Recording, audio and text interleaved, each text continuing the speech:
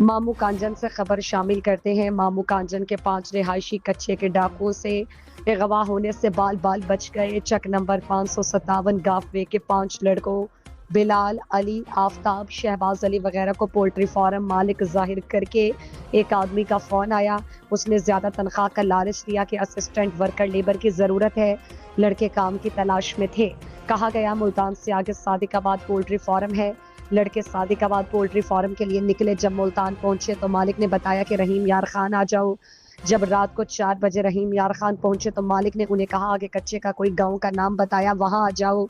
बिलाल, अली, शहबाज ने मीडिया को वीडियो बयान देते हुए कहा कि हम पाकिस्तानी आवाम को पैगाम दे रहे हैं कि हमारी तरह कोई और गरीब उनके शिकंजे में ना आए।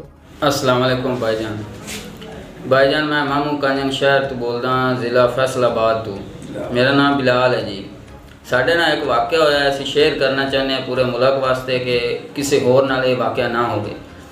सानू रॉन्ग नंबर तो कॉल आई है सिंध चू आई है कॉल जी।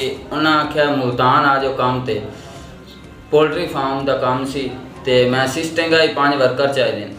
असी चले गए मुल्तान, रात का सफ़र आई। रात उन्हें आख्या तुसी आओ। असी रात में चले गए मुल्तान नू उस फोन किया जी, आखे तुसी ज़िला रहीम यार खान आओ।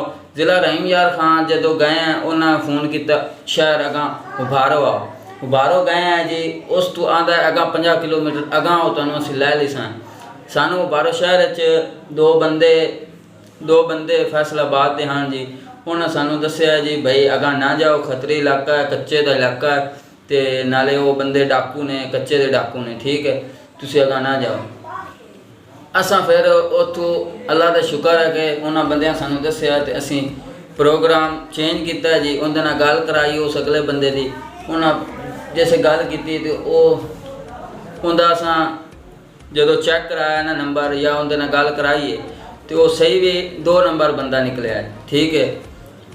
तो उस तो बाद असीं वापसी आ गए जी। ये साढ़े नाल वाक़या होया, ये असीं चाहते हैं कि किसी नाल वाक़या ना होए पोल्ट्री फार्म वास्ते। बड़ी मेहरबानी भाईजान।